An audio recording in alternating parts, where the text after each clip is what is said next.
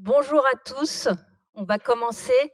Merci à tous d'être là ce soir. On est ravis de vous accueillir chez Raise pour parler de ce sujet des normes internationales, sur la finance durable, qui est un enjeu, structurant, parce que, c'est justement tout l'enjeu sur ces normes qui doit permettre de favoriser la transition vers un monde durable avec des enjeux d'intégration de données, de capacité à parler un langage commun à l'échelle mondiale. Et donc, je vais, avant de laisser la parole au fondateur de Raise et de Blue Like an Orange, on aura ce soir Emmanuel Faber qui nous fera l'honneur de nous donner sa vision sur ces sujets avec la casquette à la fois de dirigeant d'entreprise, d'investisseur et de président de l'International Sustainability Standard Board. Et il y aura ensuite un échange avec l'approche européenne. Patrick de Cambourg nous donnera la vision de l'EFRAG et puis la vision de la Banque de France avec Jean Boissineau sous l'angle international du Network for Greening the Financial System et également la vision d'un assureur et investisseur, AXA, avec l'intervention de Fabien Ferrer. Et nous terminerons cet événement par l'intervention de Jinglong Hua, qui sera en visio de Montréal et qui donnera la vision de ces enjeux pour les pays émergents. Voilà, on pourra ensuite, non, l'idée termine à 19h30, on pourra poursuivre les échanges pour ceux qui sont là autour d'un cocktail. Je suis un peu gêné de prendre la parole. Voilà, exactement, premier chez vous. Exactement. Bah, d'abord, alors, je prends la parole pour vous remercier de votre hospitalité. C'est le deuxième événement qu'on organise avec vous. On avait fait ça avant l'été autour d'Éric Orsena sur des investissements dans l'agriculture au Pérou et en France qu'on avait fait ensemble. Et donc, on fait un deuxième événement autour des orateurs que Aglaé vient de présenter. Alors moi, très brièvement, je suis heureux à plein de titres ce soir. Je suis heureux de manière très égoïste sur un plan personnel parce que toutes les personnes qui vont parler ce soir sont importantes. Bonjour Julien. D'abord nos hôtes, Clara et Gonzague, qui ont été une source d'inspiration pour Blue Like an Orange et qui restent une source d'inspiration. Emmanuel, à qui je n'en veux pas encore de m'avoir poussé à créer Blue Like an Orange. C'est le premier qui m'a dit, écoute Bertrand, quand j'ai quitté la Banque mondiale, tu ne vas pas repartir dans une banque d'affaires ou un hedge fund, tu vas créer quelque chose d'intéressant et si tu le fais, je t'aiderai. Alors, à sa décharge, il m'a aidé. Il est là ce soir, donc merci Emmanuel. Fabien, qui a été notre interlocuteur chez AXA, qui est maintenant notre actionnaire. Donc là aussi, c'est un compagnonnage de plusieurs années, bienveillant et accueillant. Patrick et Jean, compagnonnage intellectuel d'abord, professionnel puis amical ensuite. Et donc merci à tous les deux d'être là ce soir. Et Jing Dong, qui va s'exprimer en dernier, a été mon adjoint à la Banque mondiale, qui est chinois. Qui m'avait dit, on avait fait un jeu de Truth or Dare, comme on dit aux États-Unis, dites-moi la vérité. Il m'avait avoué qu'il avait été membre du Parti communiste, mais qu'il ne l'était plus. Il a plein d'autres caractéristiques qui le rendent extrêmement intéressant. Donc vraiment, à titre personnel, très heureux. Deuxièmement, très heureux parce qu'on illustre aussi ce soir ce qu'est un écosystème. On parle tout le temps d'écosystème, on fait vivre les gens ensemble, et je pense que c'est vraiment ce que A-Raise et nous essayons de faire. On n'est pas juste des fonds d'investissement comme tous les autres, on essaie de participer au débat, de l'animer, de se poser des questions et d'engager un dialogue en vérité avec tous nos investisseurs, surtout sur un terrain qui n'est pas facile, qui est celui dont on va débattre ce soir. Et c'est la troisième raison pour laquelle je suis heureux, j'arrête là, c'est que c'est des vraies questions dont on va débattre ce soir. On est tous impliqués, on sait tous que c'est compliqué, c'est parfois un peu le brouillard quand on n'est pas toute la journée dedans. Donc j'espère qu'on va contribuer à apporter un peu de lumière dans le brouillard. Voilà. Merci à tous et merci Gonzague et Clara. Toujours difficile de le parler après Bertrand parce que pour deux raisons. La première, c'est qu'il parle très bien.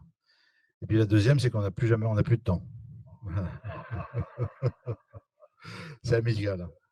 Non, non, écoutez, nous, on se félicite d'avoir organisé cette journée aujourd'hui et non pas demain, parce que demain, ça va être une journée un peu difficile. Comme vous le savez, Raise a été créé avec Clara et moi et toutes les équipes, chevillées au corps l'idée qu'on peut faire de la finance différemment. Et on est vraiment très fiers de pouvoir vous écouter et d'avoir la chance de vous avoir ici parce que tout ce que vous allez faire, chacun dans vos organisations, va changer notre métier. Donc, on tient vraiment à y participer et à regarder, en tout cas, Merci d'être tous là et merci de les écouter avec attention et merci du petit temps que tu nous as laissé, Bertrand. Bon, merci à toutes et à tous d'être là. Je signale qu'il y a pas mal de gens qui sont en visio, donc pour les orateurs, c'est très important de parler dans le micro parce que sinon ils n'entendent pas. Les caméras sont là et c'est le micro et non pas les haut-parleurs ici qui permettent de capter. Vous voyez, c'est la femme, côté pratique, organisation, qui pense à ces choses-là. Non, moi je voulais vraiment vous remercier, Bertrand et Aglaé d'avoir, organisé ça et à vous 2 d'être là. C'est très important parce que pour être, à la fois, chez Raise, nous on a voulu être pionniers de la finance engagée, mais pour être aussi, membre de board, on sait combien il est compliqué pour les entreprises de savoir, non pas ce qu'il faut faire, mais comment le faire et vous êtes en train de nous dire et de nous expliquer comment on va pouvoir, résoudre cet enjeu et avoir, surtout une économie qui soit bien meilleure que celle qu'on a construite.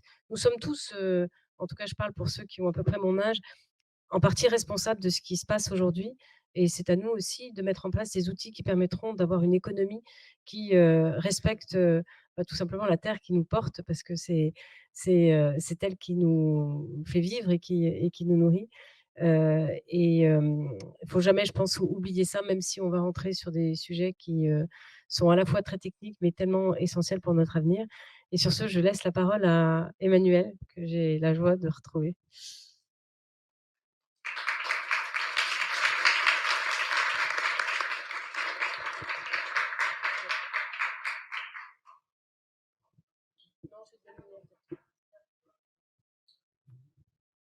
Voilà. Merci, oui, ça va marcher. Merci Clara, c'est bon. Je te remercie bien. Bon, merci pour votre accueil, Clara, Gonzague et Bertrand. C'est presque une réunion de famille, d'une certaine façon, la famille de l'impact là, en France. Et avec vous, ces pionniers incroyables que vous avez été. Merci pour toute l'inspiration.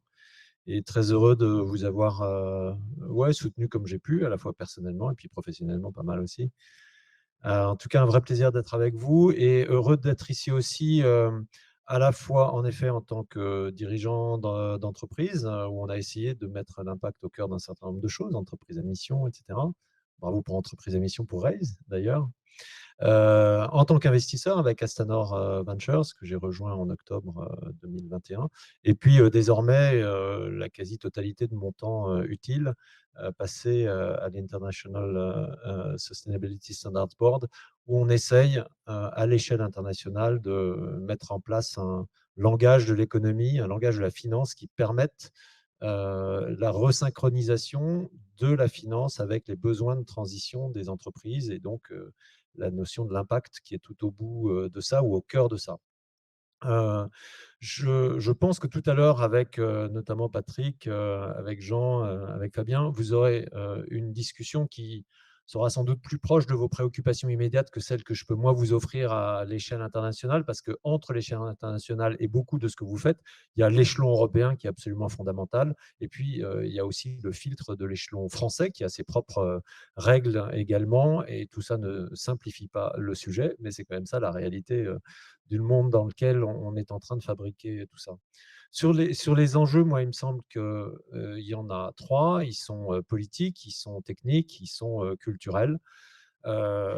Parmi les enjeux politiques, de nouveau sans doute trois. Le premier, c'est celui des politiques multilatérales. Pour arriver à créer de la mesure d'impact, il faut définir cet impact et définir une cible. C'est ce que c'est ce qu'a fait la COP 21 à Paris, des accords de Paris. C'est ce qu'a commencé à esquisser la COP 15 biodiversité à Montréal avec des premières traces d'un 30 par 30, d'un 15%. Enfin, il y a un certain nombre de choses qui se mettent en place et qui pourraient dessiner des trajectoires globales auxquelles ensuite les pays peuvent venir adhérer ou pas adhérer, mais qui définissent les termes de l'équation et donc, d'une certaine façon, qui enferment l'impact, la mesure d'impact dans un premier couloir de nage, et c'est absolument fondamental. Donc, le niveau multilatéral.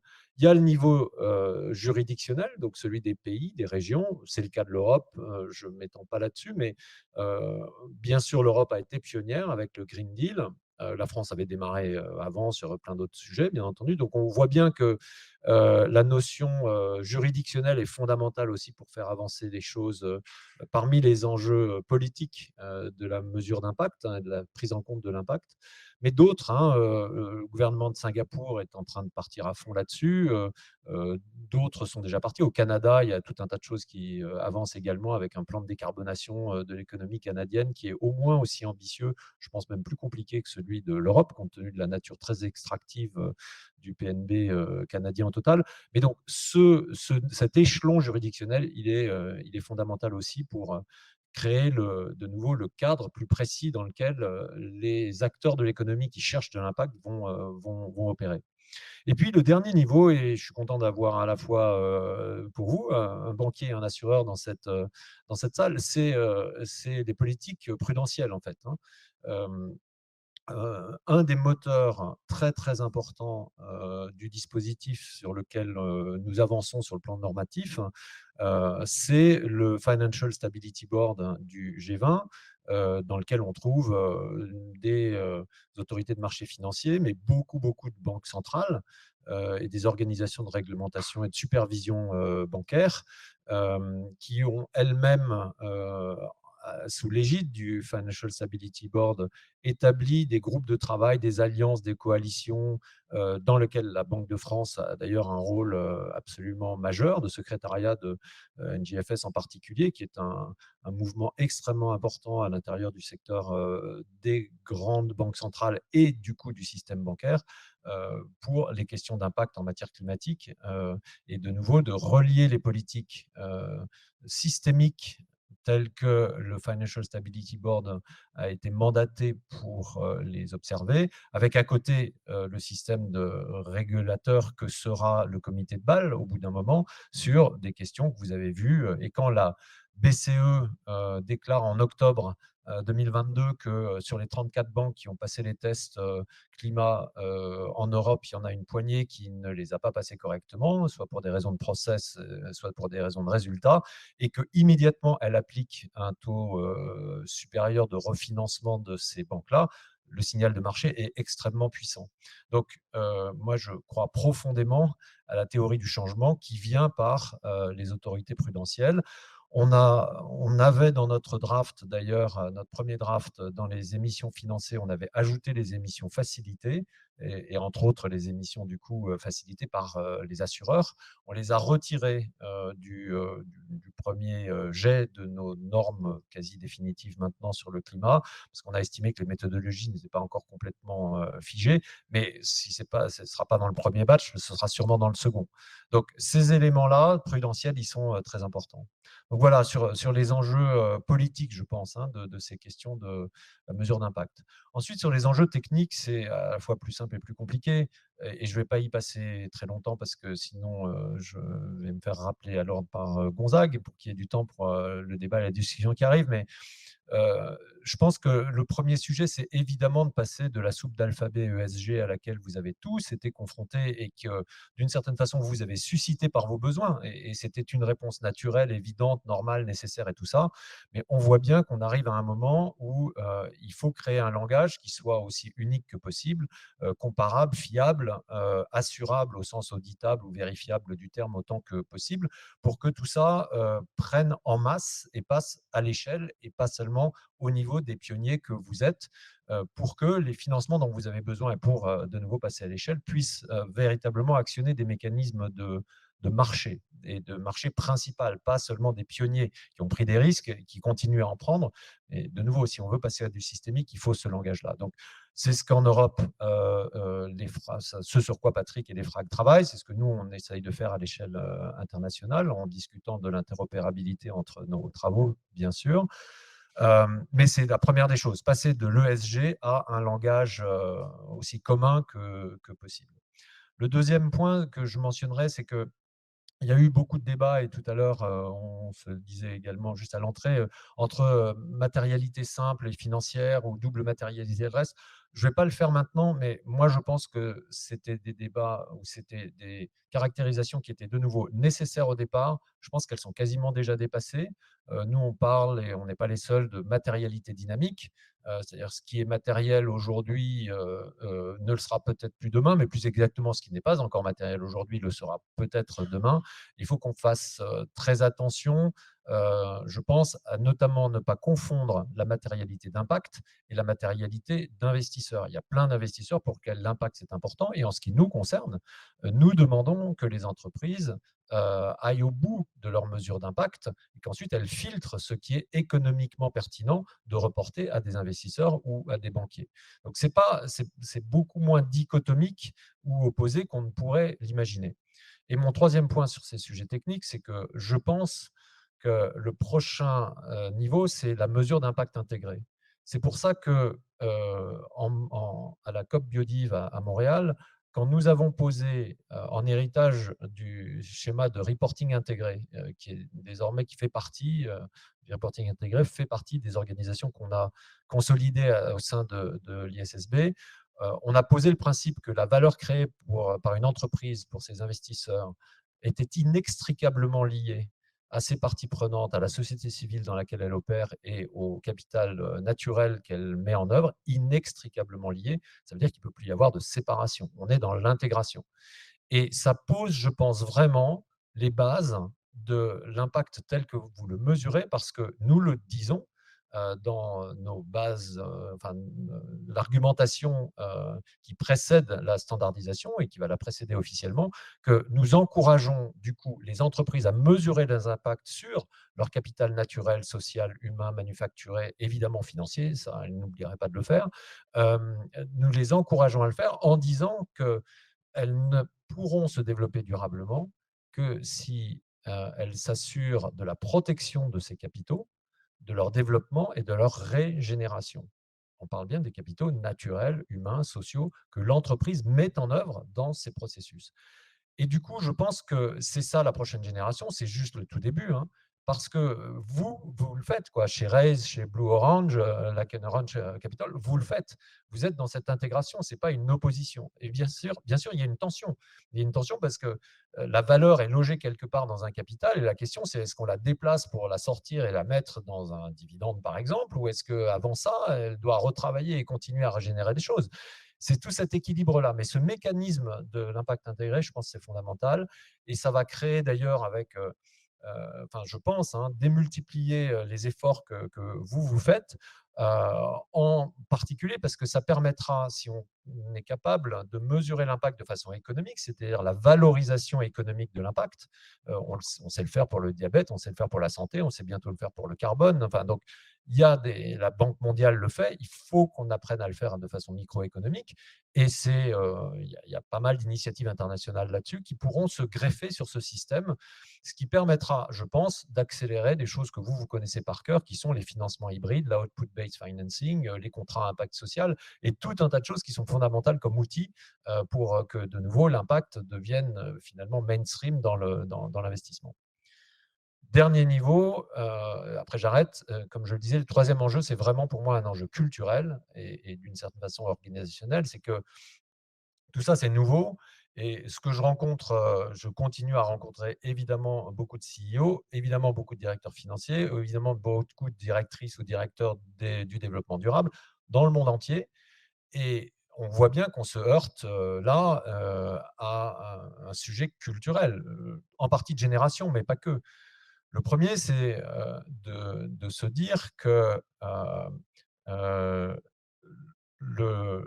comptabilité, qui est ultimement quand même le langage que va devoir adopter l'impact, c'est un langage, si on fait de l'impact accounting, c'est là qu'on aura vraiment la capacité à mettre à fond la finance au service de tout ça. La comptabilité ne repose pas sur un chiffre juste. C'est pas vrai. Elle repose sur des processus qui sont très, très grandement fabriqués à partir d'informations qui sont des estimations. Même le closing au 31 décembre n'est pas un closing au 31 décembre, sauf si on a une entreprise super simple. Pourquoi néanmoins les CFO, les CEO se sentent confortables de signer et dire que ce qu'ils ont signé, ils attestent bien que ça donne une image fidèle et sincère de la situation financière de l'entreprise? Parce que depuis 10 ans, 15 ans, 20 ans, il y a tout un tas de processus qui font qu'on sait bien qu'entre le soft close qu'on fait dans une filiale, je sais pas quoi, en Afrique ou en Amérique latine, quand on est chez Blue Orange ou ici en France, avec Raise, on sait très bien que à la virgule près, les 3 mois qui auront suivi, bon an, mal an, donneront le même résultat. Donc, cette notion que la compta est une science exacte et que, du coup, c'est farfelu de se dire qu'on va mesurer de l'impact et on va commencer à travailler avec des estimations, bah, il faut absolument dépasser ça. Et nous, on le dit d'ailleurs. On demande et on propose aux entreprises qu'elles travaillent à partir d'estimations sur le climat, sur leurs émissions de gaz à effet de serre, que la requalification de ces estimations est une obligation et donc, du coup, évidemment, une possibilité. Donc, revenir en disant mes estimations ont changé et finalement, elles sont ça, ça va faire partie du langage commun qu'il faut qu'on adopte, qu'il faut qu'on adapte. De la même façon, un deuxième point, c'est le fait qu'on dit souvent la compta regarde derrière et vous regardez devant. C'est faux, la compta regarde énormément devant. Sinon, on ne ferait pas des accruals, on ne ferait pas des provisions, on ne ferait pas des intangibles, on aurait tout un. Donc, les bilans d'entreprise sont pleins du futur. Je ne parle même pas des goodwill dans lesquels les terminal values sont à l'infini, puisque, comme on le sait, en bon financier, on fait du discounted, on discount une terminal value qui est calculée avec un différentiel, un taux de croissance à l'infini. Ah ben, c'est ça qu'on met. Et donc, se dire qu'on ne sait pas faire un scénario climat à 30 ans quand on sait parier sur le taux de croissance de son industrie à l'infini, bah, moi, ça me pose une question intellectuelle. Donc, ça prouve bien que c'est des blocages ou c'est des schémas mentaux qu'il faut qu'on décrasse quoi, pour que ça passe. Et je terminerai sur ces questions-là en disant, moi, je sens la tension entre les CFO et les CSO et les CEO qui n'osent pas trancher. C'est-à-dire que le CSO dit, mais vous me demandez de passer l'œuvre de ma vie à la personne qui s'y est opposée systématiquement depuis 30 ans en me disant non, j'ai pas d'argent à mettre dans l'agriculture régénératrice, non, j'ai pas d'argent à mettre dans la décarbonation de ceci, non, j'ai pas d'argent à mettre dans mon écosystème parce que il y a les marchés financiers. Donc, tu es en train de tuer le métier de CSO et puis les CFO qui disent non, mais regarde, ça tient sur des spreadsheets Excel et tu veux que je signe des comptes avec ça? Non, je ne vais jamais faire ça, quoi. Et ben ça, il faut qu'on le règle, ce problème-là. Et il y a plein d'entreprises dans lesquelles on est exactement en face de ce problème. Et jamais les entreprises n'arriveront à faire ce que Patrick recommande à l'EFRAG, ce que nous, on recommande à l'échelle internationale. Vous, ça vous paraît sans doute, si vous êtes ici, en partie naturel, mais ce conflit-là, cette tension-là, il faut absolument la résoudre. Ça ne marchera que si on travaille ensemble et que du coup, il faut que le CEO se mouille ou la CEO se mouille là-dedans, parce qu'ultimement, c'est elle ou il qui doit trancher avec le soutien de son board. Et c'est la dernière chose, il y a une question de gouvernance dans tout ça. Et c'est pour ça que ce n'est pas un hasard si des pionniers comme Blue Like an Orange Capital ou Raise sont organisés tels que vous l'êtes. En entreprise à mission ou avec des schémas de gouvernance qui sont extrêmement inclusifs et participatifs, parce que c'est ça qui va faire que l'impact, qui regarde forcément l'extérieur de l'entreprise, est inclus à l'intérieur de ces schémas de fonctionnement et de décision. Bon, j'arrête. En tout cas, vraiment, merci à tous et vous tous, à vous toutes qui êtes des pionniers de ça. C'est super important. J'espère que les risques que vous avez pris, vous allez les retrouver en dividendes parce que normalement, vous devriez être parmi les mieux équipés pour prendre ce qui arrive. Ça ne va pas être nécessairement facile, mais s'il y a des gens qui seront capables, au moins culturellement, de faire cette différence-là, c'est vous. Donc, merci pour cette inspiration et bon chemin à vous toutes et vous tous.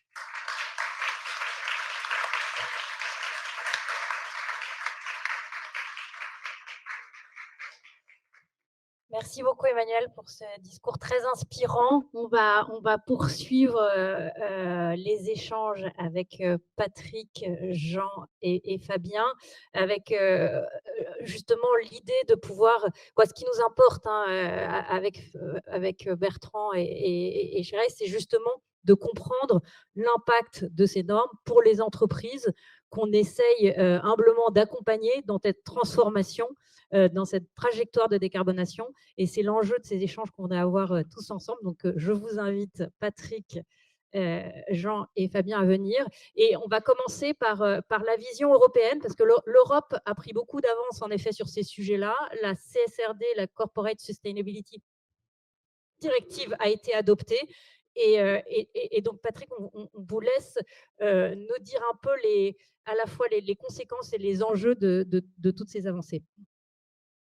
Merci et bonsoir à tous et merci à Reyes de susciter ce débat passionnant qui fait partie d'ailleurs de la solution possible aux enjeux culturels que tu as évoqués, Emmanuel. Moi, je voudrais dire qu'effectivement, il y a une ambition extraordinaire dans tout cela. Pour ceux qui ont vécu la finance comme étant le mode de communication de l'entreprise. Aujourd'hui, la conviction que beaucoup ont, mais qui n'est pas encore partagée par tous, c'est que désormais, l'information standardisée de l'entreprise doit marcher non plus sur une seule jambe, la jambe financière, parce qu'il faut bien avoir deux jambes pour marcher, et qu'il faut le sustainability reporting comme deuxième jambe.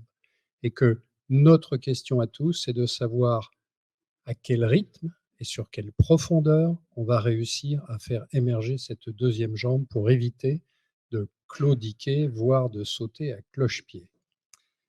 Donc, si l'on reprend les thèmes que tu as évoqués, Emmanuel, je dirais qu'en matière politique, c'est ce que j'observe et ce que je trouve fondamentalement intéressant, c'est la dynamique qui s'instaure et justement le dialogue entre des dynamiques qui, par nature, sont d'origine souvent juridictionnelle.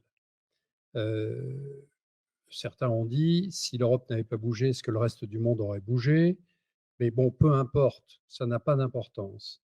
Aujourd'hui, l'Europe a fait un choix politique, non sans débat, car la CSRD, lorsqu'elle a été adoptée en juin dernier, avait fait l'objet de beaucoup de débats, ça a duré plus d'1 an. Et donc, aujourd'hui, il y a une décision politique. Le train est parti. Aujourd'hui, il y a en Europe un système de reporting obligatoire pour toutes les grandes entreprises. Et comme vous le savez, grandes entreprises, ça veut dire pas si grande que ça, puisque c'est 250 salariés ou plus, si je prends le critère principal. Et une volonté d'introduire aussi dans le dispositif les PME par un système incitatif d'adoption volontaire. C'est aussi pour résoudre la question de la comparabilité et de la qualité, passer non pas par un test législatif seulement, mais aussi par des standards, comme la finance l'a fait. C'est aussi préparer un système audité, c'est-à-dire passer sous le contrôle d'un tiers indépendant, d'abord en assurance limitée et ensuite en assurance raisonnable.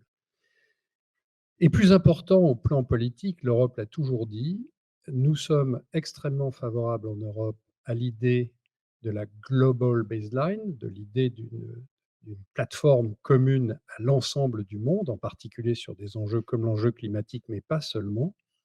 Et donc, aujourd'hui, nous discutons avec beaucoup d'intensité avec tous les acteurs, mais l'ISSB, mais aussi la GRI, sur la manière de créer une interopérabilité pour éviter que les entreprises aient à reporter plusieurs fois selon plusieurs systèmes.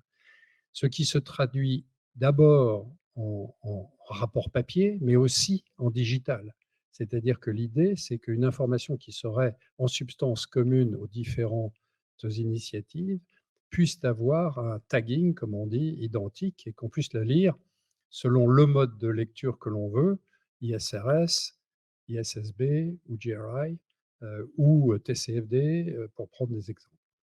Donc, sur le plan politique, une détermination très forte. L'Europe n'est pas la seule, Emmanuel l'a mentionné, mais il est vrai que la dimension juridictionnelle est très importante dans ce dispositif.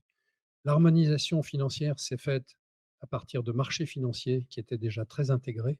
Aujourd'hui, on ne peut pas dire que les politiques soient toutes intégrées au plan global, même s'il existe des accords multilatéraux. Et donc, c'est tout l'enjeu qui nous incombe, c'est-à-dire de convaincre, de converger vers quelque chose qui soit une base commune. Sur le plan technique, je serai très rapide, mais l'objet est effectivement de créer de la qualité. Donc, le langage commun que nous avons évoqué passe par des standards. L'EFRAG a remis 12 standards. Nous avons une vision descendante des standards, c'est-à-dire que nous sommes partis du secteur agnostique qui couvre à la fois l'environnement, le social et la gouvernance, avec pour idée de le compléter par du secteur spécifique qui est en cours d'élaboration et de le couvrir également par de l'entity spécifique parce qu'aucun standard ne capturera l'intégralité des impacts, des risques et des opportunités d'une entreprise.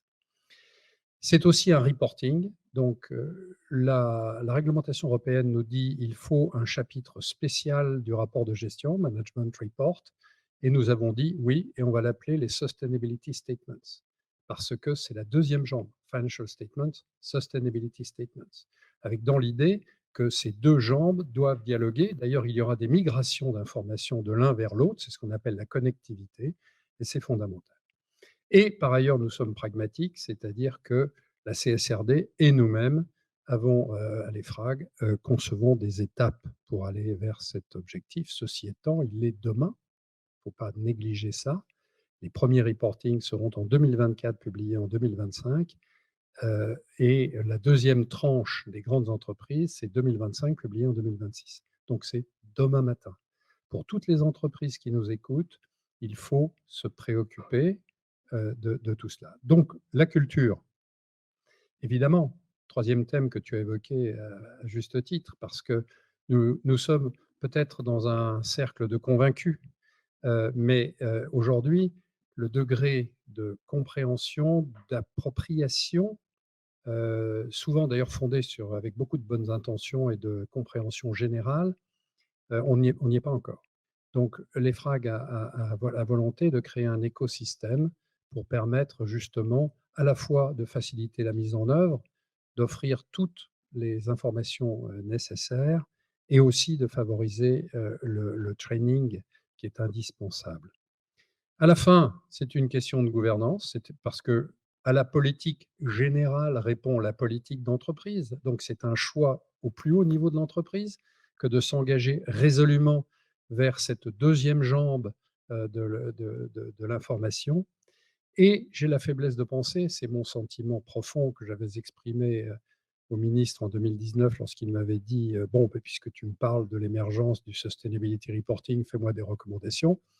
Je lui avais dit, c'est un triple avantage compétitif. Un, on décide mieux quand on prend en compte les facteurs au-delà du financier. On décide mieux quand on prend les facteurs de durabilité. On décide à un horizon plus long. Deux, on crée des relations avec l'ensemble des parties prenantes, ce qui est complètement en adéquation avec notre culture des affaires européennes. Alors, je ne dis pas qu'on est étrangère ailleurs, mais c'est particulièrement fort dans l'Union européenne. Et troisièmement, il faut trouver des capitaux pour les transitions. Donc, par définition, parmi les parties prenantes, on convaincra mieux ceux qui apportent les capitaux pour la transition, quelle qu'en soit la forme. Donc voilà, gouvernance et avantages compétitifs sont les deux mamelles, si j'ose dire, du progrès du Sustainability Reporting. Alors, j'ai été peut-être trop long. Non, ça vous va? Bon, très bien, merci.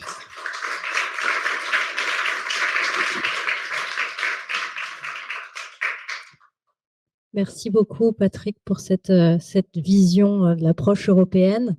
Jean, à travers la Banque centrale et le rôle de responsable du secrétariat ce qu'on appelle le NGFS, c'est-à-dire le Network for Greening the Financial System, vous avez une vision internationale justement de ces enjeux. Comment est-ce que vous voyez la mise en à la fois la mise en cohérence des données et puis le sujet avant ça aussi d'intégration de la donnée qui est clé pour permettre cette trajectoire d'amélioration des entreprises? Merci Aglaé. Je vais me permettre de ne pas répondre à la question, de répondre à côté. Non, parce qu'il y a quelque chose qui me frappe et dont j'ai l'impression qu'on ne prend pas conscience collectivement. Et c'est un peu le privilège du vétéran d'avoir été là depuis déjà quelques années, que de s'en rendre compte en faisant un pas de côté et en regardant derrière. Il y a à peine 7 ans, c'était la COP 21.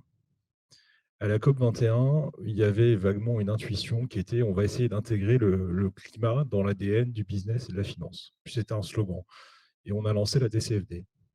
C'était il y a seulement 7 ans. Il y a 5 ans, le NGFS naissait un peu de la frustration collective de quelques institutions du « le climat, on en parle, mais pour de vrai, on fait quoi ?» Et en se rendant compte que c'était vraiment compliqué, 8 banques centrales et superviseurs à l'époque se sont dit: «On va travailler ensemble pour que ça marche». Pourquoi travailler ensemble? Parce qu'on voyait que le chantier disclosure avançait et on se disait: «OK, ça c'est une pièce du puzzle importante, mais il en manque quelques autres». Et donc on va travailler dessus, on va travailler sur les stress tests, la supervision, ce genre de choses. Aujourd'hui, non seulement, on arrive de loin, mais en plus, franchement, le mouvement s'accélère et s'accélère vraiment. Il s'approfondit et s'élargit. Alors l'élargissement international, vu du NGFS, c'est à peu près évident. Aujourd'hui, on est parti à 8, on est 121 banques centrales et superviseurs, 19 observateurs, tous les membres du G20. C'est un sujet qui, maintenant, pour un banquier central, fait partie de la discussion normale. Mais aussi l'accélération en termes d'approfondissement des sujets et quelque part, je pense qu'on est en train de passer, à la vitesse de libération du sujet. On arrive en orbite, quoi. Pourquoi je dis ça? Parce que si je regarde les normes, on est parti, pour ceux qui s'en rappellent, du Grenelle 2, de l'article 173 à quelque chose qui maintenant va être partie, intégrante quelque part de notre corpus de reporting. Et si je regarde aussi les normes, c'est le comité de Bâle l'année dernière, enfin l'été dernier, qui publie un rapport qui regarde tous les principes d'une bonne supervision et qui les relie qui relie le sujet climatique à l'aune de chacun de ces principes. Un superviseur aujourd'hui, il peut le prendre, et il sait ce qu'il a à faire pour attraper les risques climatiques. C'est des normes, mais c'est aussi des pratiques. Et ça, si vous voulez voir un exemple de l'accélération, c'est le travail que le superviseur unique à la BCE est en train de faire. Il y a 2 ans, il met en place des supervisory expectations. On dit: «Ouh là là, tout ça, c'est très compliqué». Et oui, c'est très compliqué. Il fait la photo au point de départ. On a moins de 25 % des banques qui ont des pratiques au moins basiques en matière d'identification des risques. Moins de 25 %. 1 an et demi après, il refait la photo et le 25 est devenu à peu près 85 %. Alors on se dit: «Waouh, super». Bon, dans le même temps, on se rend compte que excusez-moi.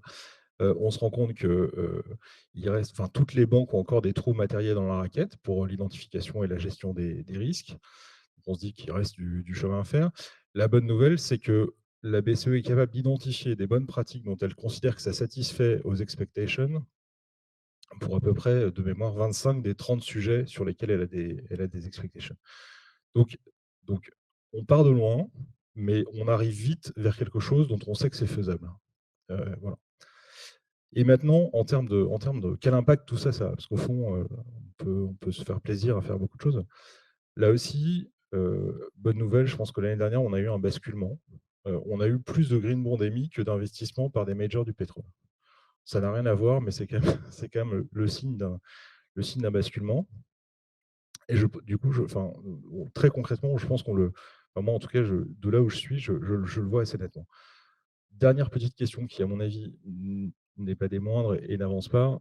On n'est toujours pas arrivé dans une situation où les émissions commencent à piquer, commencent à repartir dans le bon sens et à descendre. Donc, tout ceci pour dire que ça peut paraître un peu technique, un peu loin, un peu voilà, mais au fond, c'est en train de contribuer à un basculement et le basculement se fera d'autant mieux qu'on se saisit de la technique pour avancer dans la direction stratégique qu'on s'est donnée collectivement.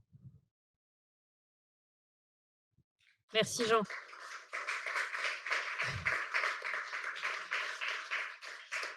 Merci Jean, je pense qu'on pourra réagir après sur ces échanges, mais peut-être Fabien, quelle est la vision pour un assureur comme AXA, pour qui justement l'intégration des risques est au cœur de son activité? Donc quelles sont les conséquences? Et puis AXA est également un investisseur, donc comment comparer les données dans ce contexte de normes abondantes voilà, quelle est la vision d'AXA sur ces Je sujets? pense qu'il y a quelque chose d'important qui a été dit. Avant les normes, il y a les pratiques. Et par exemple, moi, ça fait 19 ans que je suis chez AXA. D'ailleurs, depuis aujourd'hui, c'est mon 19e anniversaire chez AXA. Merci. quand je suis arrivé, j'étais assez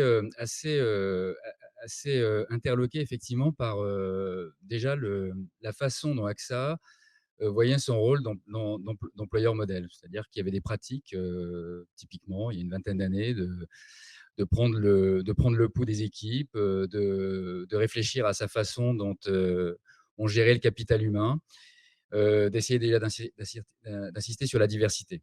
Bon, ça, c'est pour l'aspect social. Évidemment, l'aspect gouvernance, AXA, c'est une grande entreprise. Je pense qu'à ce niveau-là, c'est au moins le minimum syndical d'avoir une gouvernance, on va dire, transparente et qui répond aux objectifs des investisseurs, du régulateur et puis aussi des clients. Puis il y a aussi un autre sujet aussi qui m'a beaucoup interloqué, c'est effectivement le business d'AXA. C'est d'abord un assureur avant d'être un investisseur. Et évidemment, AXA s'est intéressé très tôt à l'aspect climatique des choses, évidemment. Naturellement, parce que premièrement, dans la calibration de nos produits d'assurance, eh bien, l'assureur modélise les risques de catastrophes naturelles. Donc l'aspect climatique est un élément clé. Et puis deuxièmement, alors on n'en parlait pas encore à l'époque, mais dès lors qu'on a commencé à prendre au sérieux les rapports du GIEC, on s'est quand même dit que le monde tel qu'il allait, vers où il allait avec sa trajectoire, si on ne faisait rien, était un monde qui était difficilement assurable. Donc, il y a eu cette sorte d'urgence vitale qui s'est installée au sein d'AXA. Donc, on a très vite investi dans les renouvelables. Donc, ça pour vous dire qu'il y a eu beaucoup de pratiques qui ont été faites, sans pour autant avoir de moyens très, très concertés, très réfléchis pour reporter ces pratiques et les mesurer, et aussi mesurer la trajectoire de ce qu'on pouvait faire entre une période donnée et une autre. Et puis, au bout d'un moment, on s'est mis effectivement, au sein des rapports annuels, comme toutes les grosses entreprises, notamment à partir de 2015, à publier des articles au sein du rapport annuel assez conséquent, à publier un rapport climatique, à publier aussi un rapport sur le capital humain, mais tout ça finalement sans concertation. Et moi, je trouve que depuis quelques années, ce qui a véritablement changé la donne, avant même de parler des normes, c'est la capacité de pouvoir échanger au sein de forums. Notamment, AXA fait partie, alors toute la suite des Net Zero Alliance, que ce soit au niveau des asset owners, au niveau des assureurs et au niveau aussi de la gestion d'actifs. Et ça a permis finalement d'échanger sur des pratiques avec des pairs pour pouvoir prioriser les choses. Parce que vous disiez aussi, Aglaé, que AXA, naturellement, aime scénariser, aime calibrer, aime gérer les risques et donc les quantifier, ce qui est plutôt un avantage. Et je pense que c'est aussi un rôle clé pour un assureur, une compagnie comme AXA, de pouvoir aussi, on va dire, mesurer la trajectoire des impacts et puis aussi peut-être avoir une incidence sur les investissements qu'on va faire. J'y reviendrai, notamment auprès des plus petites entreprises qui n'ont pas forcément les données et la ressource pour le faire, mais aussi de pouvoir reporter ça de manière, on va dire, plus comparable avec les autres entreprises. Ce qui est assez marrant, c'est donc le rapport annuel.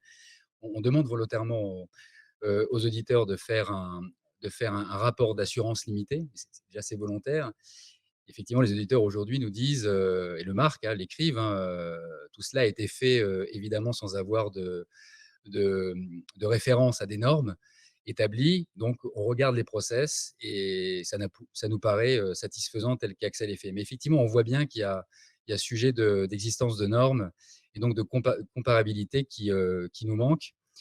Et alors, pour autant, ces normes-là, si je peux faire une comparaison avec notamment ce qu'on a vécu sur les 15 dernières années, alors à la fois les IFRS côté financier, IAS côté financier, et puis Solvabilité 2, Solvabilité 2 en tant qu'assureur européen, on a pu se poser des questions au départ. Alors typiquement sur les IFRS, pourquoi faire du mark-to-market dans la valorisation des actifs lorsqu'on est assureur et qu'on est buy and hold et qu'on a des engagements à 30 ans?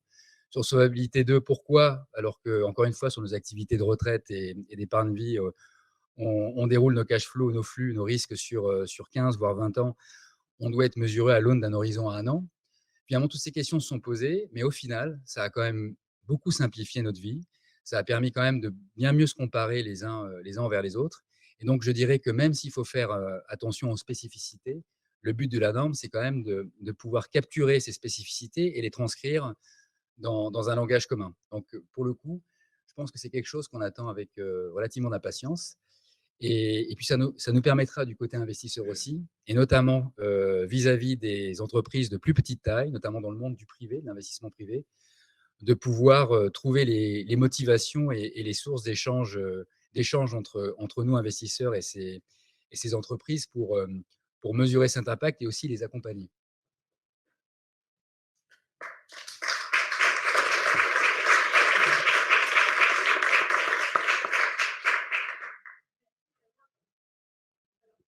Tout l'enjeu, c'est justement, notamment pour des fonds d'impact qui font l'intermédiaire entre des investisseurs institutionnels et des entreprises, c'est d'arriver à catalyser les investisseurs à l'échelle. Et donc, c'est bien à votre échelle, investisseur institutionnel, que la bascule peut se faire. Qu'est-ce que vous avez à vos côtés à la fois le superviseur, le régulateur. Est-ce que vous avez des messages ou des questions à leur faire passer pour aider tout le monde dans cette transition? Parce qu'il y a un vrai sujet de momentum et un enjeu de rapidité à adopter tous ces nouveaux standards. Ce que je disais déjà, c'est que je pense que les normes, la mise en place de normes, ça permet de motiver les gens. Je pense qu'il faut que ça soit obligatoire, effectivement, il faut passer par là. Parce que si ce n'est pas obligatoire et c'est juste sur une base volontaire, les entreprises vont faire à peu près ce qu'elles veulent, et ça va être compliqué en termes de lisibilité. Donc, ce n'est pas juste les pratiques qui ont besoin de normes, mais c'est aussi les normes à un certain moment qui vont générer un certain nombre de pratiques vertueuses. Donc, pour le faire, effectivement, la première considération qu'on aurait, nous, en tant qu'investisseurs, c'est qu'évidemment, ces normes soient uniques, ou du moins convergent, même si elles doivent prendre en compte un certain nombre de spécificités, pas forcément juridiques ou même culturelles. Ça peut être aussi un projet donné. Enfin, je veux dire, c'est la vie. La vie est faite d'une diversité, heureusement pour ça. Mais pour autant, il faut que ces normes puissent permettre de mesurer de manière homogène et comparable ces impacts-là. Ça, c'est le premier point, je dirais. Et puis, le deuxième point, c'est que c'est un petit peu comme le langage, quoi. C'est-à-dire qu'il faut commencer à parler à travers ces normes. On apprendra en marchant. Il y a des choses qui sont assez compliquées. Je vois, en tant qu'assureur, même pour nous, par exemple, tout ce qui est projectif, à la fois les scénarios, que ce soit aussi les trajectoires à calculer, etc. Tout ça est compliqué, mais si on ne s'y met pas, on ne s'y mettra jamais. Donc la norme, je pense qu'elle doit avoir la vertu aussi d'être relativement flexible, mais en même temps permettre d'accompagner les entreprises sur ces sujets assez compliqués. Donc ça, c'est vraiment les deux points les plus importants pour moi. Patrick voulait rebondir. Je pense qu'on peut que être d'accord sur le rôle de la norme pour faire en sorte que le mouvement qui s'initie par quelques leaders soit ensuite vraiment suivi. Enfin, je pense que la norme ne peut pas arriver tant qu'il n'y a pas du mouvement. Sinon, on normalise un ensemble vide quelque part. En revanche, une fois que le mouvement est là, effectivement, la norme a besoin d'être là. Et sur la question de la flexibilité, c'est music to my ears. Effectivement, comme on normalise quelque chose qui est encore relativement naissant, effectivement, il faut rester suffisamment souple pour savoir s'ajuster. Moi, je reviendrai juste sur le caractère forward-looking qui me semble absolument essentiel. Alors, dont je mesure toute la difficulté pour une entreprise et toutes les questions techniques que ça va poser. Mais au fond, on le voit bien dans notre pratique du point de vue de banquier central. À chaque fois qu'on bute sur une question compliquée, le nœud de cette question, c'est mais en fait, au fond, cette entreprise, dans 1 an, 2 ans, 3 ans, 4 ans, ça ressemble à quoi? Et donc cette question de comment est-ce qu'on fait pour être capable en tant qu'entrepreneur, être capable de montrer à ses partenaires financiers ce à quoi ressemble le business dans un certain temps, le montrer de manière cohérente avec des hypothèses qui sont raisonnables, voilà, c'est absolument critique. Et du coup, je pense que c'est un peu la frontière. Si j'ai un vœu à formuler, moi, de mon côté, c'est qu'effectivement, on arrive à faire des progrès sur cette dimension-là.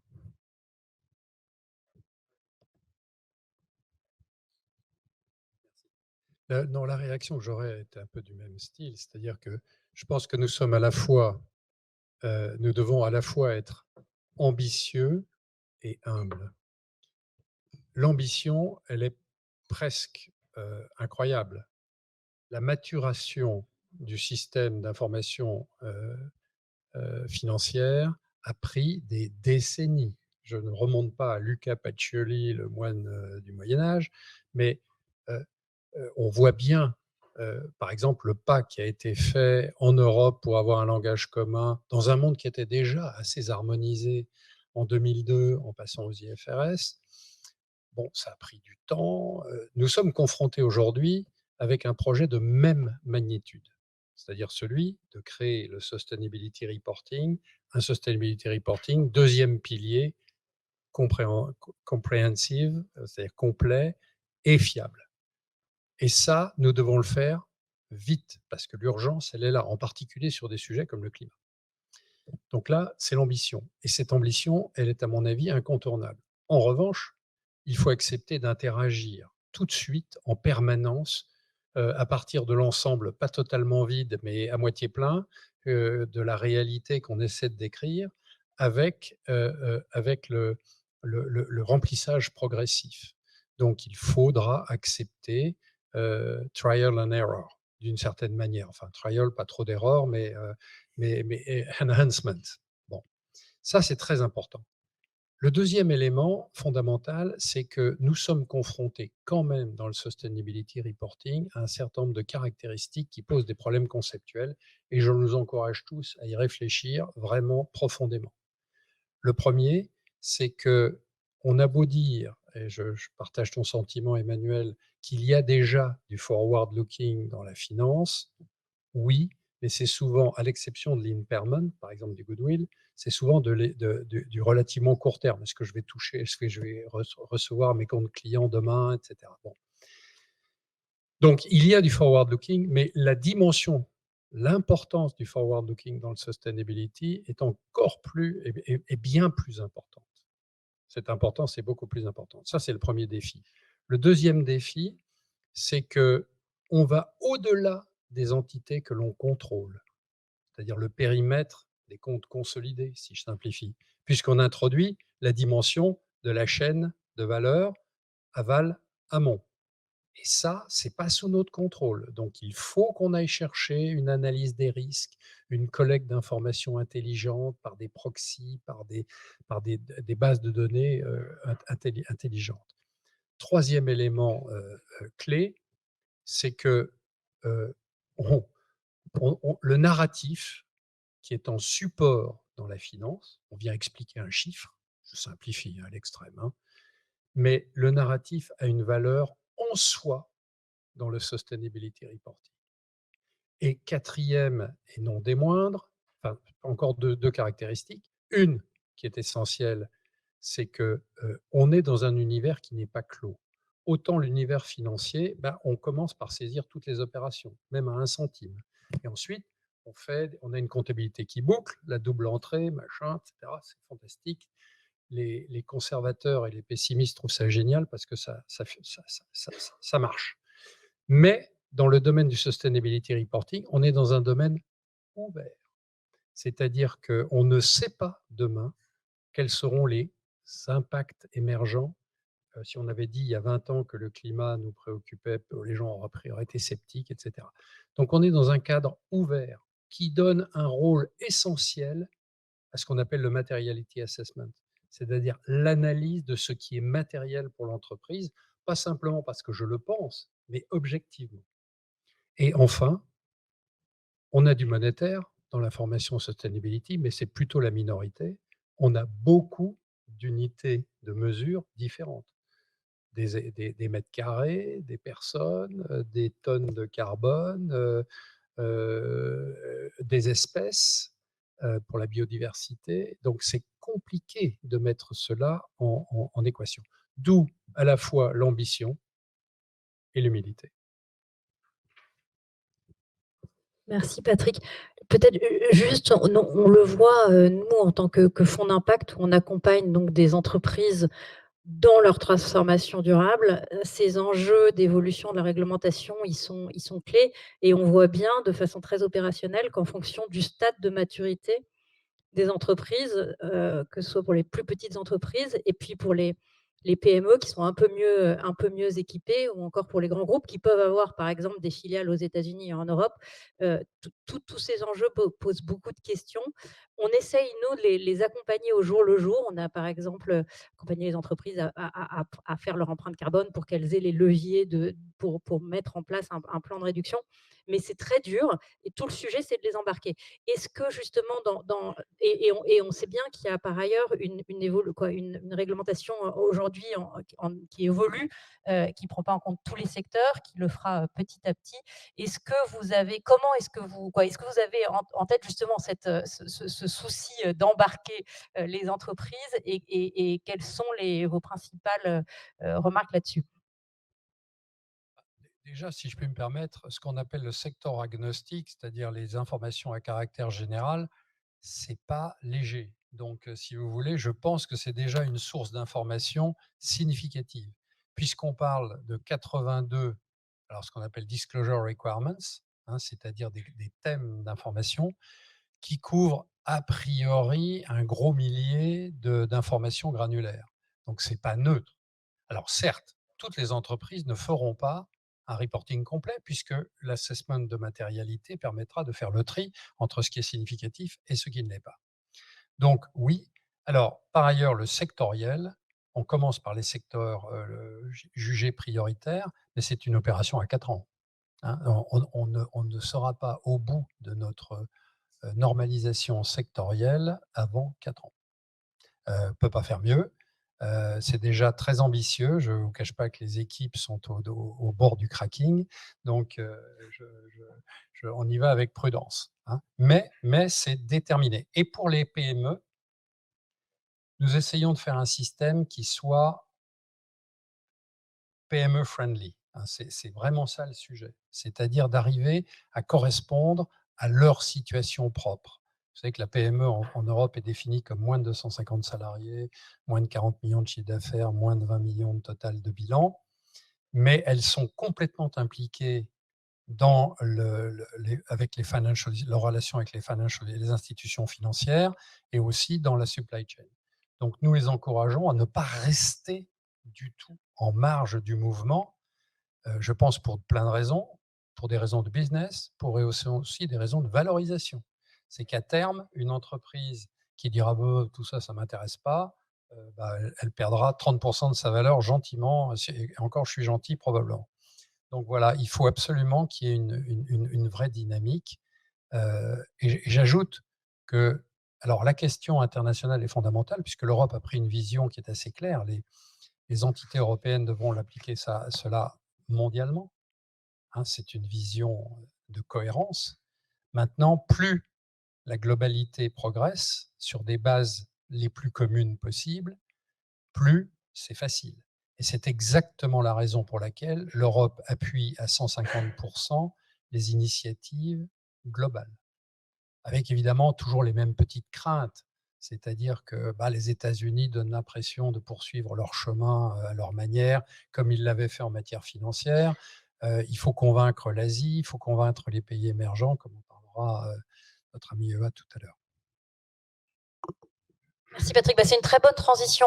On va laisser la parole à Jingjong Hua, qui est connecté donc de Montréal, et qui justement va nous expliquer comment intégrer et embarquer les pays émergents dans cette démarche, et comment les aider.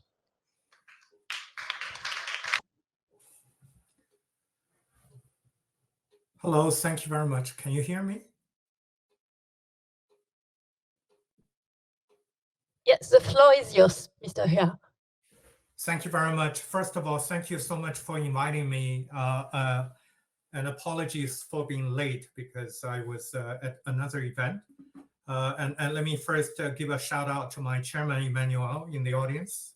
Good to see you. So I wanted to, and apologies, I'm speaking English. So I wanted to give you some takeaways, because last week I was in South Africa, in Cape Town and Johannesburg, just came back on Saturday. I really wanted to share with you some of my immediate takeaways in how do we make sure the sustainability standard is truly global. by ensuring that developing countries are ready and willing to accept and embrace sustainability standard as Europe has already done. We all know that Europe is ahead of the game in terms of embracing sustainability.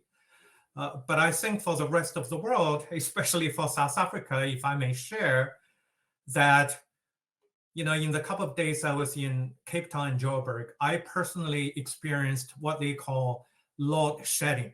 That is, there isn't enough electricity to go around, and therefore each neighborhood has to be stopped in electricity supply. So there is preoccupation on economic crisis. So how do we make sure that sustainability is viewed as an opportunity rather than additional burden? I think this is a question that we probably have to reflect as a global community. But I wanted to share some good news in the sense that I don't think a lot of people actually know that of the 144 countries that have adopted the IFRS accounting standard, 54, or every country in Africa, has adopted already the IASB standard. That's very encouraging. In addition, South Africa has fully embraced the integrated reporting network, which has now been folded into the ISSB's framework. So there are really some encouraging signs. However, between the recognition that sustainability standard in the long term is beneficial, for developing countries versus the priorities the countries have to face, how do we do to make sure that the countries have the capacity, to move forward? I think this is where I have been saying at COP27 that the ISSB standard would only become a truly global baseline if the speed of adoption in global south is as fast as in global north. So this is why, thanks to Emmanuel's vision leadership, we have put capacity building for developing countries as an integral part of our work. So of course, our priority number one is to make the standard first. But now we have actively started to engage with Global South to hear them, what are the gaps? What do you need in terms of hand-holding, in terms of designing curriculum, in terms of understanding the specific challenges facing industries, facing their companies. So here, let me give you a concrete example. The Johannesburg Stock Exchange is the largest stock exchange in Africa with a total capital market size of about $1.4 trillion. Now, just to put things on comparison, the second biggest market is Nigeria, which has about 50 or $60 billion, depending on the day and the exchange rate, right? That is how much, how big the South African Joburg Stock Exchange is.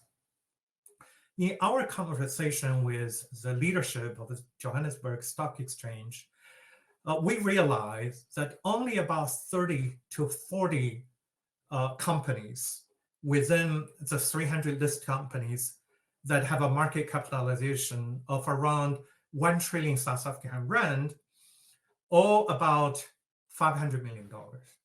The rest of the companies are really small, with a capitalization of 15 million, 20 million, 30 million, etc. Right?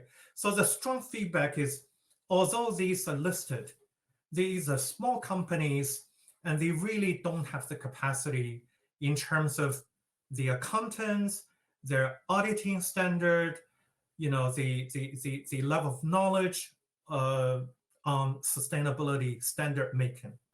So therefore, for the most sophisticated market in Africa, which is Johannesburg Stock Exchange, they have really put up a very, very strong message that for us to be ready, maybe the top 30, 40 companies could, but the rest cannot. So therefore, for us to be able to provide capacity building is really critical. And of course, I wanted to add that our core job is to make sustainability standard. And we will never have the bandwidth to offer capacity building ourselves.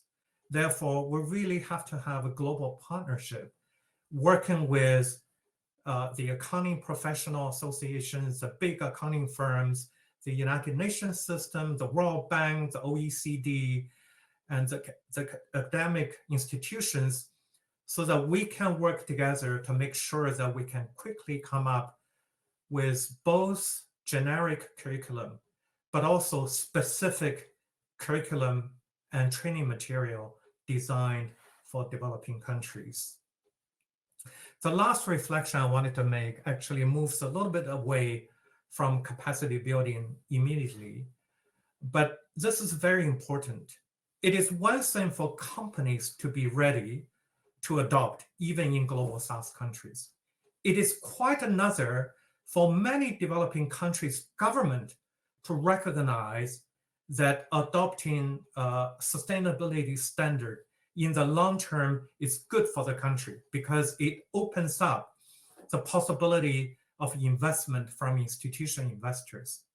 But as I said, many of the developed countries' government are preoccupied with many other challenges, from debt sustainability to not having enough electricity, still dealing with pandemic, so on and so forth. So this really needs to be a global effort, not only in capacity building, but in building up a compelling raison d'etre for those countries to embrace. And here, I'm very happy to share that Nigeria at COP27 already recognized the importance of embracing sustainability standard early and fast.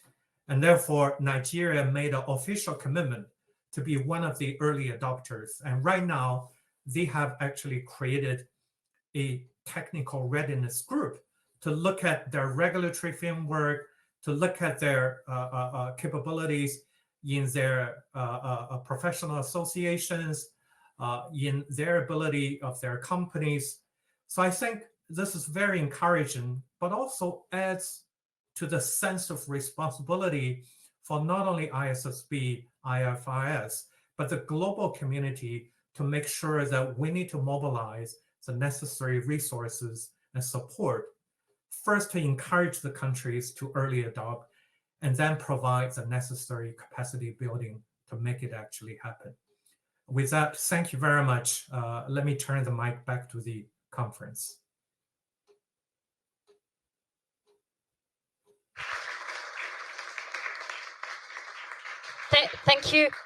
Thank you very much, Mr. Hua, for these thoughts on developing and emerging countries, as it is indeed very key to embark them and to work on capacity building.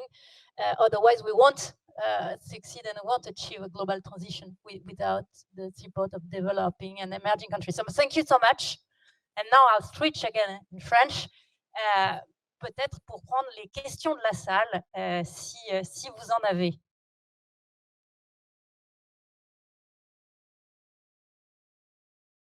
Et en commençant par Clara, tu en as eu une, non? D'abord, je vais me lever. Merci beaucoup pour ce paysage que vous avez dressé, qui est un enjeu majeur, comme on l'a dit au début. Moi, j'avais deux questions. On a le sentiment que aujourd'hui, ce qui fonctionne, c'est la peur, à la fois dans la population, qui a peur de ce qui est en train de se passer. Et on voit qu'il y a énormément de choses qui bougent, mais comme c'est très technique, ils n'en ont pas conscience. Donc, certes, votre métier, c'est de faire des normes, mais est-ce qu'il n'y a pas aussi un aspect pédagogique, comme vous l'avez très bien dit tous les deux d'ailleurs, que ça avance très vite et qu'il y a des solutions qui sont mises en place pour que les entreprises puissent changer leur business model.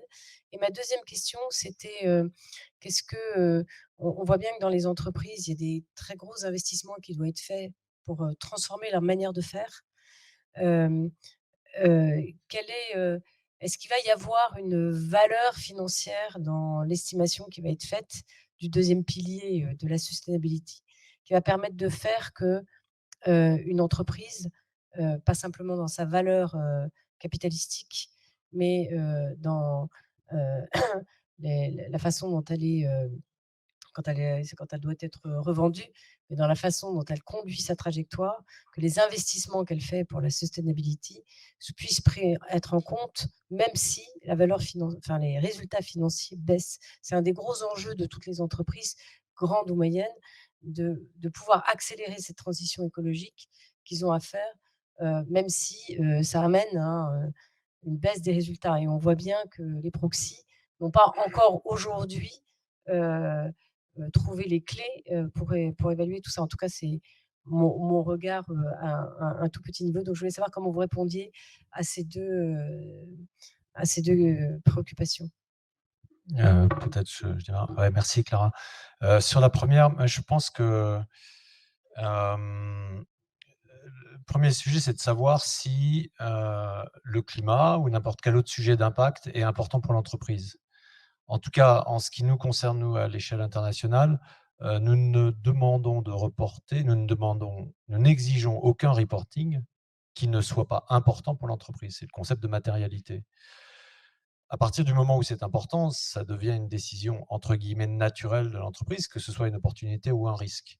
Si on prend in the bigger scheme of things, moi je suis persuadé que le climat est un véritable risque systémique. C'est la raison pour laquelle le G20, le FSB, etc. ont pris ce sujet. Mais si tu le prends à l'échelle de la microéconomie, il faut simplement se dire que le climat va transformer les avantages concurrentiels dans les 10 ans qui viennent. Il y a celles et ceux qui vont l'anticiper, et puis celles et ceux qui vont le subir et qui vont du coup se retrouver en retard.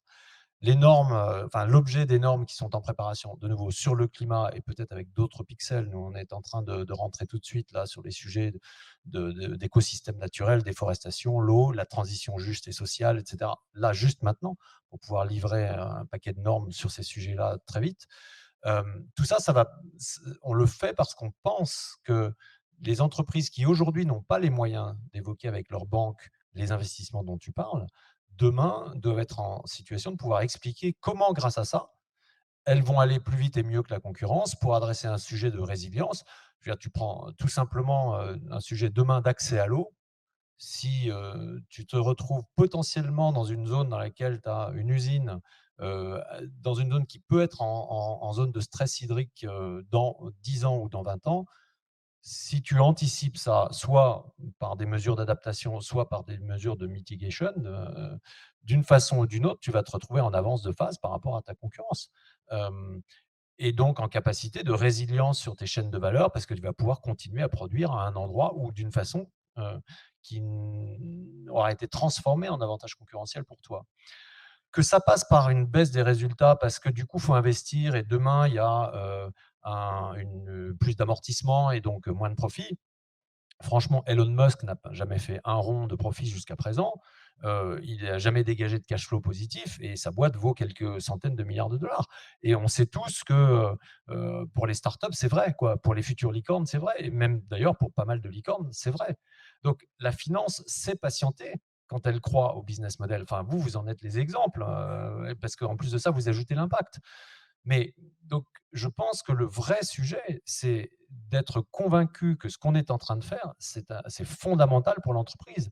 Si on ne croit pas que le risque climat va transformer les avantages concurrentiels, pour commencer par ça, jamais, je pense qu'on va partir dans ces sujets-là. À partir du moment où on le croit, il va y avoir un arbitrage à faire, mais qui est un arbitrage, de mon point de vue, quasiment actionnarial, entre l'efficacité à court terme, je prends du profit et je m'en vais, je fais autre chose avec, et la résilience. Mais si on croit vraiment que la résilience est un sujet de compétitivité à terme, alors il y a un chemin. Et donc, du coup, la peur, pour moi, c'est pas. Donc, je pense qu'il y a un narratif positif, hein, et j'en suis mais intimement persuadé. la résilience deviendra un avantage concurrentiel. Ou alors, il n'y a pas de risque climat, quoi. C'est aussi simple que ça. À partir de ce moment-là, je pense que ça amène sur la deuxième question, c'est comment est-ce qu'on fait pour aider les entreprises? Donc, Jingdong a expliqué ce qu'on essaye de faire à l'échelle globale. Nous, on focalise énormément sur éducation, guidance, progressivité. On a des éléments qu'on développe en même temps que nos standards sur ces questions-là, de modularité, d'adaptation dans le temps, etc. etc.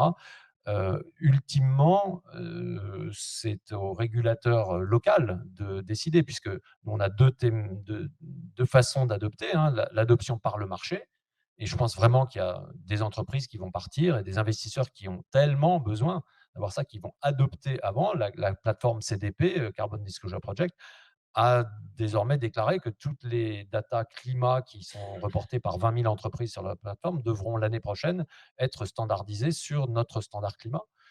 Donc, il y a ce module-là d'adoption par le marché, mais il y a bien entendu, et on l'a dit, c'est fondamental aussi qu'il y ait de l'adoption réglementaire, quoi, ça devienne la loi. Et là, c'est vraiment la responsabilité de chacune des juridictions de dessiner le package d'éducation, de temps, de flexibilité qui est donné pour apprendre le langage, comme ça a été dit. Il faut qu'on arrive à le parler en se trompant au départ, hein. Voilà ce que j'ai à dire sur la peur. Non, simplement. Ah bon, d'accord. Non, simplement, moi, je voudrais exprimer une conviction et une vision technique. La conviction, c'est que le seul remède à la peur, c'est la transparence. Enfin, le seul remède à la peur. L'un des remèdes à la peur, c'est d'être transparent. On voit bien aujourd'hui que l'information n'est pas suffisamment objective, suffisamment précise, suffisamment fiable, et que du coup, ça génère les incompréhensions, les peurs, les surréactions ou les sous-réactions. Je nie le phénomène ou au contraire, je suis complètement tétanisé. Donc, dans une démocratie en particulier, dans un système démocratique, la transparence de l'entreprise sur ses objectifs en matière de durabilité est, à mon avis, un élément clé. Je pense que c'est un élément d'avantage compétitif. La vision technique, c'est que, Clara, je pense qu'il faut faire extrêmement attention à ne pas confondre les deux piliers, essayer de capturer la durabilité par le financial reporting. Alors, je le dis en termes très techniques, le cadre conceptuel de l'information financière, il a été mûri par les années, il est aujourd'hui stabilisé. Il y a des concepts qui soutiennent, alors qui sont à la fois la force du financial reporting, mais aussi sa limite. Donc, il ne faut pas, à mon avis, bouleverser ça. Ça a été une tentation il y a quelques mois, quelques années. Je pense qu'aujourd'hui, ça demeure chez certains. L'idée, on peut tout mettre en boîte et tout transformer en monétisation. Je n'y crois pas personnellement. Je crois en revanche qu'avoir une vision large, ouverte du sustainability reporting, du reporting de durabilité, et surtout faire vérifier ce que Emmanuel a appelé la dynamique de la matérialité. Ça commence comme un impact dont on se dit, est-ce que ça se traduit par des cash flows? Peut-être pas encore, mais il y a quand même un petit risque, parce que qui me dira quel est l'impact qui n'aura aucun risque de cash flow? Ça, c'est très compliqué. Donc, mais en revanche, la probabilité, peut être faible. Et puis elle accroît, elle s'accroît. Et à un moment donné, il y a un principe dans la comptabilité financière qui dit, à partir où c'est more likely than not, bam, c'est une provision. Et donc, à ce moment-là, vous passez de la jambe gauche vers la jambe droite. Et donc, je pense que, et ça nourrit votre cash flow, en tout cas à horizon prévisible. Donc, je pense que la vision technique, c'est que ces deux piliers ne doivent pas être confondus et doivent être gérés en connectivité et en complémentarité. Pardon. Bertrand, tu voulais? Pardon, il y avait...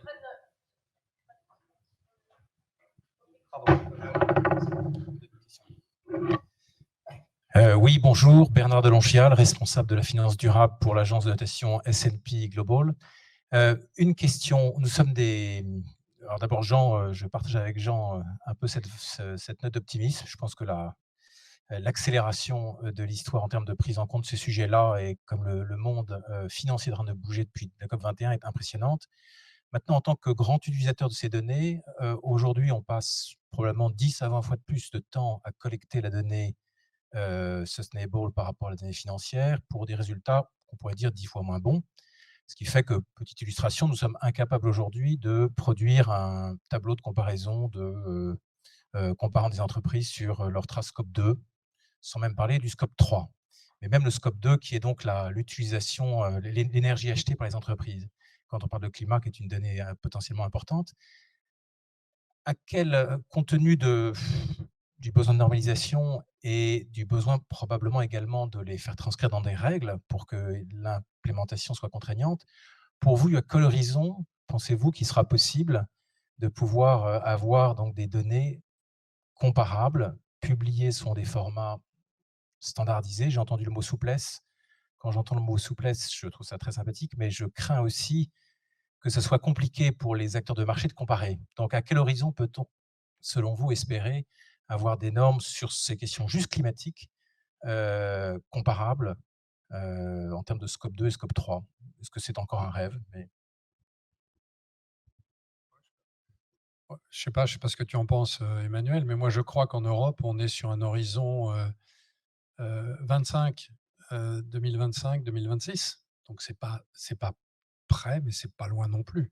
Et compte tenu de l'ampleur de la tâche, je pense que c'est un pas de géant. Donc, alors, ça ne visera, les institutions financières resteront confrontées à un problème, c'est que ça ne visera que les entités larges. Donc, pour les PME, il faudra travailler par des proxys, sauf si on réussit le pari de l'adoption volontaire du standard qui n'est pas d'application obligatoire en Europe, hein. Alors maintenant, je ne sais pas ce que tu en penses, toi, au niveau global.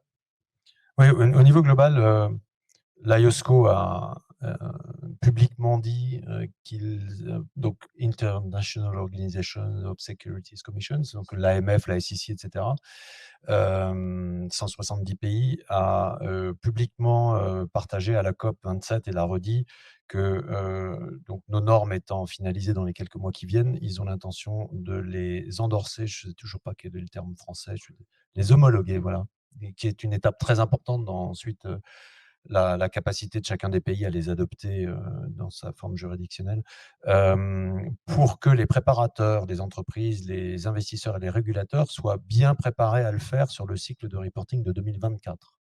Donc ça, c'est l'IOSCO dans quelques mois. Elles seraient homologuées si l'IOSCO fait ce que son président a décrit qu'ils allaient faire, en vue de la capacité à les utiliser sur l'exercice 2024.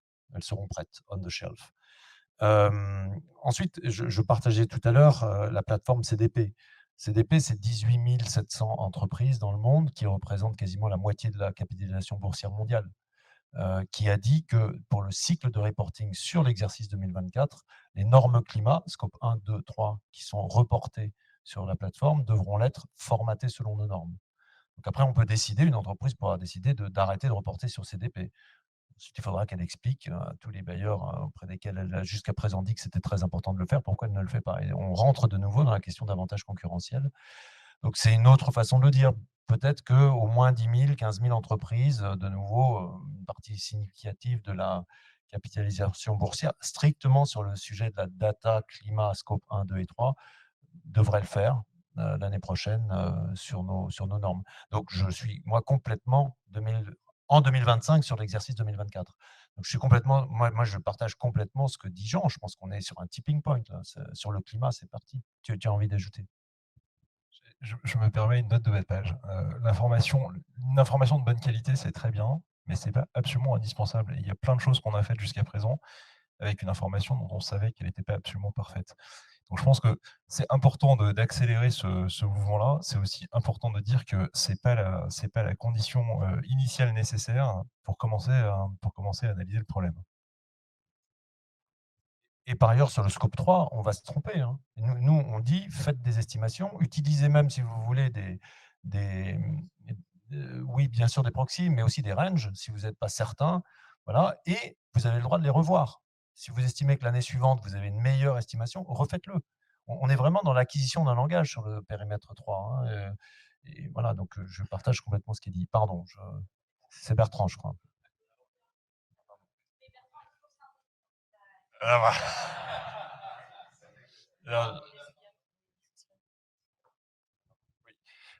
non, juste un commentaire et une brève question. Le commentaire, je vais rebondir sur ce qu'a dit Jingdong, qui me paraît absolument essentiel. On ne gagnera aucune des batailles qu'on s'est données en matière climatique, sociale, de biodiversité, enfin, toutes ces batailles du développement durable, on ne les gagnera pas dans le Nord tout seul. Et ça, il le dit extrêmement. Enfin, c'est un combat que j'ai mené avec lui à la Banque mondiale. Et c'est vraiment au cœur du combat de Blue Like an Orange. Il faut qu'on en soit persuadé. On ne gagnera pas ni à Bruxelles, ni à Washington, ni à Paris si on ne gagne pas en même temps à Lagos, à Bogota et à Delhi. Donc ça, je pense qu'il faut qu'on se le répète. Ça a des implications compliquées. Donc ça, c'était plutôt encore. Et c'est compliqué, comme il l'a dit, parce que ils ont d'autres priorités. Enfin, voilà.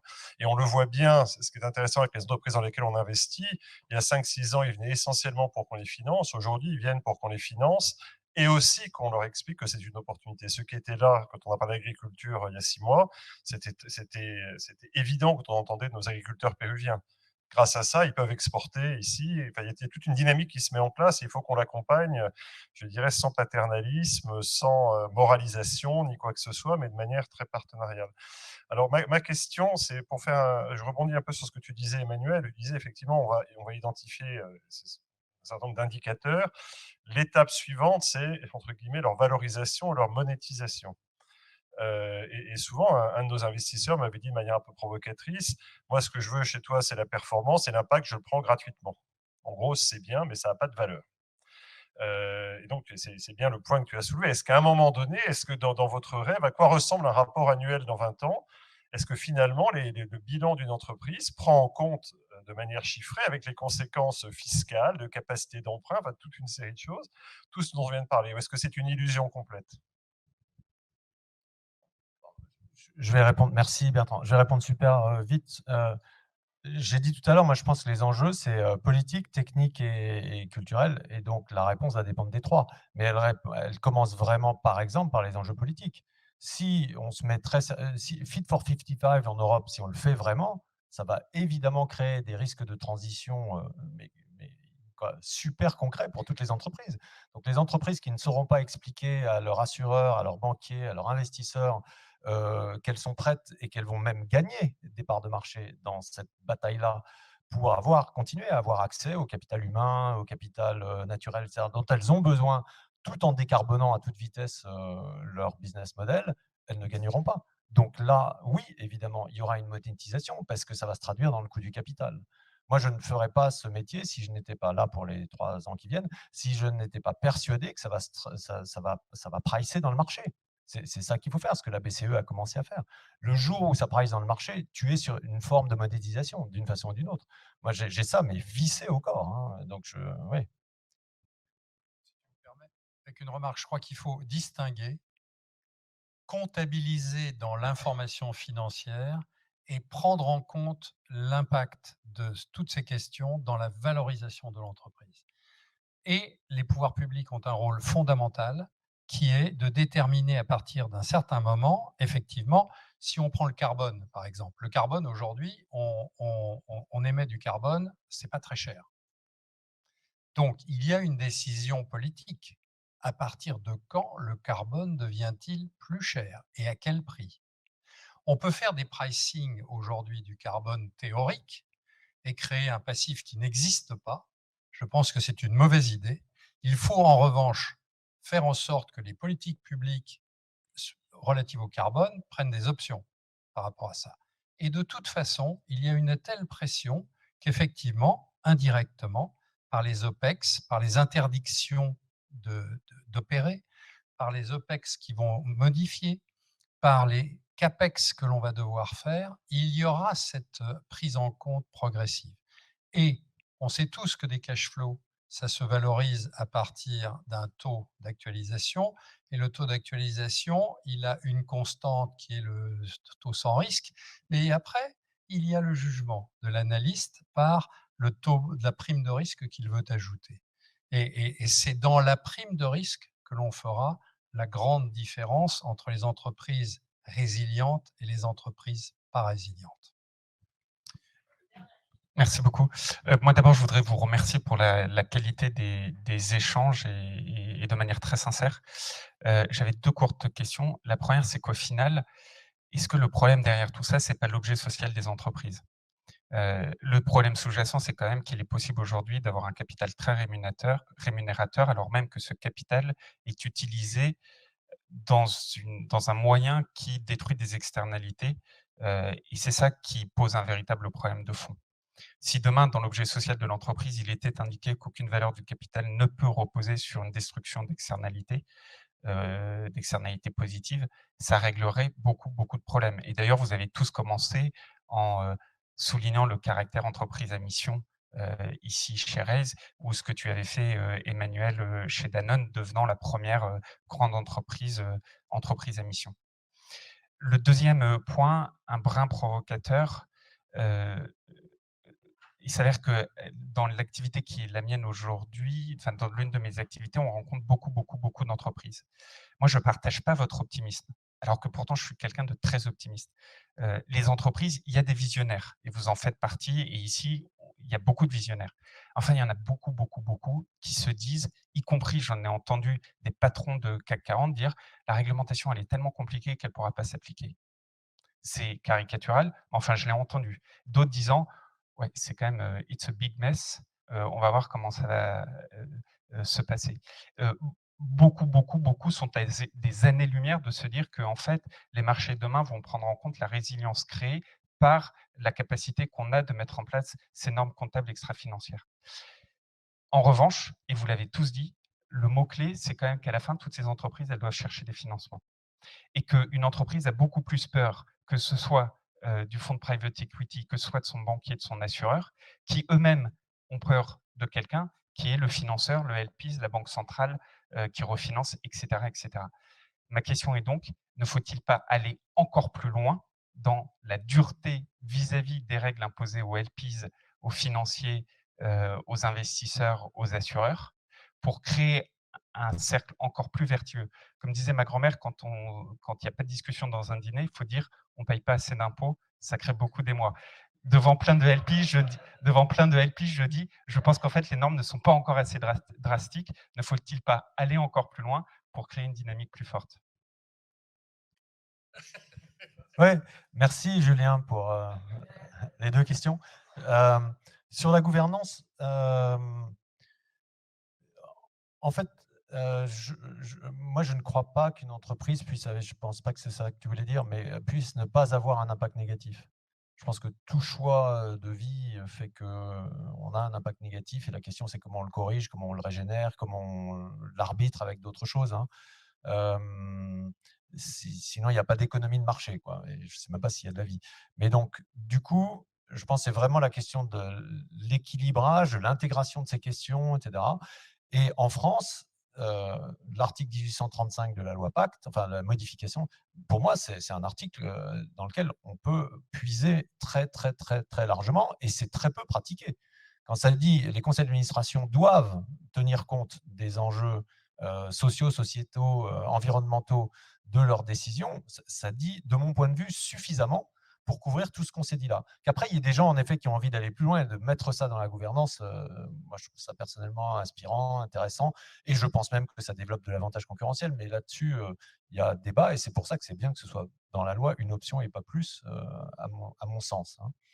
Et après, sur ce que tu dis, je reviens, moi, je pense que oui, mais c'est-à-dire, de nouveau, si les politiques publiques sont vraiment mises en place et qu'on va au bout du geste, de nouveau, en Europe sur Fit for 55, dans la COP15, que graduellement ça devienne une trajectoire, que les NDCs des pays soient véritablement mis en œuvre, qu'à la COP28, on fait bien les comptes et qu'on s'y retrouve et qu'on s'engage, etc., ça va créer forcément des mécaniques qui vont driver l'attitude des entreprises, simplement parce qu'en effet, elles auront des incitations, dans un sens ou dans l'autre, à faire ou à ne pas faire sur un certain nombre de choses.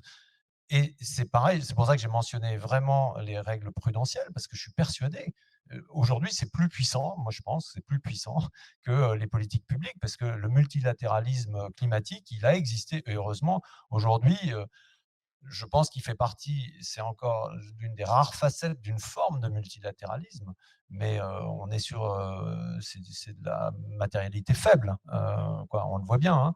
Je pense qu'elle va moi je suis optimiste, je pense qu'elle va s'accroître, mais c'est de la matérialité faible. En revanche, ouais, sur le prudentiel, qui a un impact sur le banquier, et dès que ça a un impact sur le banquier, ça a un impact sur tout, il faut être clair. Donc je pense que c'est vraiment un levier puissant, je suis complètement d'accord. Ouais.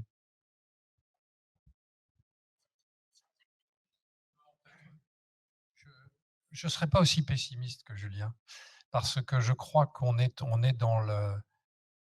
C'est toujours la même chose. Il y a un moment, on a parlé de tipping point tout à l'heure. Quand est-ce que ça bascule? Et moi, je crois qu'aujourd'hui, il y a effectivement du scepticisme. Hein. Il y a du scepticisme, il y a du conservatisme, il y a aussi l'idée que les réglementations venues de Bruxelles ou alors du niveau global, c'est une très mauvaise idée, qu'il faut laisser le marché faire, etc. Bon, là, je pense que la position politique en Europe qui a été prise est une position mesurée, c'est une étape. Je ne suis pas sûr qu'il faille durcir aujourd'hui, mais déjà, si on franchit cette étape-là, c'est fondamental. J'ajouterais que, enfin, l'Europe a remis la charrue derrière les bœufs.